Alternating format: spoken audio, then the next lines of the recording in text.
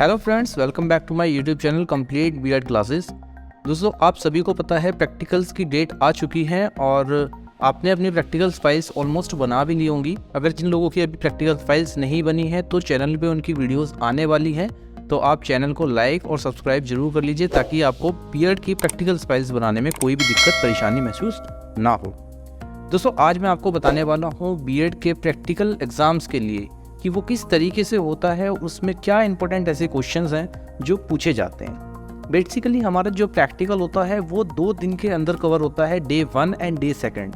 तो चलिए बात कर लेते हैं डे 1 के अंदर क्या होता है। हमारा जो डे 1 होता है वो होता है आपका वाइवा वॉइस, जिसको हम बोलते हैं मौखिक परीक्षा। यहाँ पर आपसे एक इंटरव्यू टाइप एक प्रैक्टिकल लिया जाता है जहाँ पर आपको अपनी फाइल्स, अपने लेसन्स प्लान्स, अगर आपने कोई चार्ट पेपर बनाए हैं तो वो चार्ट पेपर आपको एग्जामिनर को सबमिट करने होते हैं और वहीं एग्जामिनर आपसे इन्हीं सभी चीज़ों को लेके कुछ क्वेश्चंस भी पुटअप करता है, कुछ क्वेश्चंस आपसे पूछता है। अगर बात करूँ सेकंड डे की, तो सेकंड डे होता है आपका प्रैक्टिकल एग्जाम। प्रैक्टिकल एग्जाम के अंदर आपको बेसिकली उसको बोला जाता है प्रायोगिक परीक्षा। वहाँ पर आपसे 2 चीज़ें कराई जाती हैं। अगर मैं फर्स्ट ईयर की बात करूँ तो वहाँ पर फर्स्ट ईयर में कराया जाता है टीचिंग।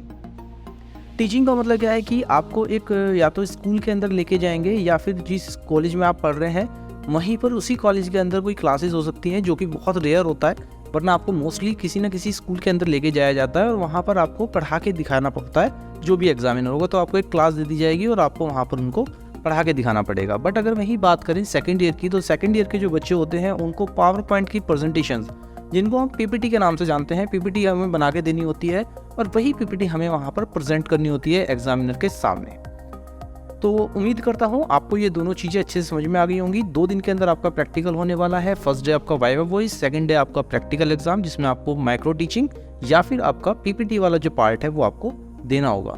चलिए अब बात कर लेते हैं कुछ ऐसे इंपॉर्टेंट क्वेश्चंस की जो प्रैक्टिकल्स के अंदर पूछे ही जाते हैं, जो आपके इंटरव्यू जो होता है, आपका जो वाइवा वॉइस होती है उसके अंदर पूछे ही जाते हैं। तो सबसे पहले मैं बात करता हूँ, स्टार्टिंग करता हूँ सिलेबस रिलेटेड क्वेश्चन से। ये जो सिलेबस रिलेटेड क्वेश्चंस होते हैं इसमें आपसे फाइल का नाम पूछा जा सकता है। अगर आप हिंदी में पढ़ रहे हैं, अगर हिंदी मीडियम है आपका तो हिंदी में, या फिर इंग्लिश में पढ़ रहे हो तो इंग्लिश में, आपको दोनों में से किसी भी तरीके से नाम पूछा जा सकता है। इसके अलावा आपके सब्जेक्ट के नाम आपसे पूछे जा सकते हैं, तो आप सब्जेक्ट के नाम भी बहुत अच्छे से याद कर लें। किस विषय के अंदर, किस सब्जेक्ट के अंदर आपने कौन सी फाइल बनाई है वो भी आपसे पूछा जा सकता है, तो आपको अपने टॉपिक्स भी अच्छे से याद होने चाहिए। इसके अलावा कौन सी फाइल कितने नंबर की है ये आपसे पूछा जा सकता है, और कुल आपके पास कितने सब्जेक्ट्स हैं, कितने विषय हैं वो आपसे पूछा जा सकता है। तो ये सभी चीज़ें आपको बहुत अच्छे से याद होनी चाहिए। वहीं अगर जो सेकेंड ईयर के बच्चे हैं उनको स्कूल के अंदर जाके टीचिंग करनी होती है, वहाँ पर अपनी इंटर्नशिप करनी होती है, तो उसके लिए वहाँ पर उनसे एचओडी या प्रिंसिपल का नाम पूछा जा सकता है। आप अपने कॉलेज का एचओडी और प्रिंसिपल का नाम भी याद रखें, वरना जो आपके कॉलेज में डायरेक्टर हैं उनका आपको नाम याद होना चाहिए। कॉलेज का नेम याद होना चाहिए, उसका जो कोड है कॉलेज कोड वो आपको याद होना चाहिए। आपके पास कौन कौन से सब्जेक्ट्स हैं वो आपको बहुत अच्छे से पता होना चाहिए। किस सब्जेक्ट को कौन सा टीचर आपको पढ़ाता है, किस सब्जेक्ट का कौन सा शिक्षक है वो आपको पता होना चाहिए। और इसके अलावा आपके जो सीसी और पीसी वाले जो सब्जेक्ट्स हैं, कोर सब्जेक्ट्स और पेडागोजी के जो सब्जेक्ट्स हैं वो भी आपको पता होने चाहिए, उनके नाम भी आपको याद अच्छे से होने चाहिए। चलिए अब बात कर लेते हैं अपनी फाइल संबंधित प्रश्न की। जो फाइलों से हमें क्वेश्चन पूछे जा सकते हैं, तो आपकी 2 तरह की फाइलें होती हैं। एक तो होते हैं आपके लेसन प्लान। फर्स्ट ईयर में हमें 20-20 लेसन प्लान बनाने होते हैं हर सब्जेक्ट के। जो आपका पेडागोजी के अंदर 2 सब्जेक्ट आपने चूज़ किए होंगे, और जो बच्चे सेकंड ईयर में होते हैं उनको 15 जो आपके लेसन प्लान हैं वो करने होते हैं। तो आपको लेसन प्लान से आपसे क्वेश्चन पूछे जा सकते हैं। इसके अलावा जो आपके असाइनमेंट्स फाइल्स हैं या ईपीसी की जो फाइलें हैं उनसे भी आपसे क्वेश्चन पूछे जा सकते हैं। तो कौन कौन से क्वेश्चन होते हैं चलिए उनको जान लेते हैं। सबसे पहले आपको फाइल का नाम और उसका कोड पता होना चाहिए। जैसे ईपीसी की फाइल्स हैं तो उनके अपने कोड होते हैं, ई करके कोड हैं, ठीक है, वो आपको याद होने चाहिए। सब्जेक्ट्स के जो कोड होते हैं वो सी करके कोड होते हैं, सी 301, 302 या फिर सी 101, 102, इस तरीके से कोड्स हैं वो आपको याद होने चाहिए। आपको अपने टीचर्स के नाम याद होने चाहिए कि कौन शिक्षक आपको क्या पढ़ाता है। इसके अलावा आपको ईपीसी फाइल के सभी फाइलों के कोड्स बहुत अच्छे से याद होने चाहिए, उनके नाम आपको अच्छे से याद होना चाहिए। प्लस आपने किस टॉपिक के ऊपर ईपीसी की फाइल बनाई है वो भी आपको अच्छे से याद होना चाहिए। और आप जो टीचिंग करते हैं उस टीचिंग के लिए आपने कौन कौन से लर्निंग मटेरियल्स को इस्तेमाल किया है ठीक है, या फिर हमें कौन से मटेरियल्स ज़्यादा इस्तेमाल करने चाहिए, उनके बारे में भी एग्जामिनर आपसे क्वेश्चन पूछ सकता है, तो इसको भी बहुत अच्छे से तैयार करिएगा। लास्ट क्वेश्चन आता है आपका इसमें फिलॉसफी, कि फिलॉसफी क्या होती है। फिलॉसफी का बहुत इंपॉर्टेंट रोल बीएड के अंदर रखा गया है, तो ये बहुत आप अच्छे से पढ़ लीजिएगा, क्योंकि इसके बारे में क्वेश्चंस काफ़ी टाइम से पूछे जा रहे हैं, एग्जामिनर्स को काफ़ी बार इनके क्वेश्चन पूछते हुए देखा गया है।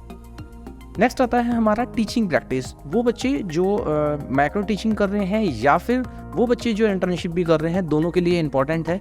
टीचिंग प्रैक्टिस के अंदर आप किसी स्कूल के अंदर गए होंगे या फिर आपने अपनी क्लास के अंदर ही टीचिंग माइक्रो टीचिंग की होगी, जो हर स्कूल के कॉलेज के अंदर कराई जाती है, तो उससे भी आपसे क्वेश्चन पूछे जा सकते हैं। जैसे आपका माइक्रो टीचिंग, मैक्रो टीचिंग या सिमुलेशन, इंटर्नशिप से रिगार्डिंग क्वेश्चंस आपसे पूछे जा सकते हैं कि आपने वहाँ क्या देखा, कैसे आपने बच्चों को हैंडल किया, बच्चा अगर कोई गुस्सा करता है या कोई गलती करता है तो उसको आपने किस तरीके से हैंडल किया। इस तरीके के क्वेश्चंस आपसे पूछे जा सकते हैं।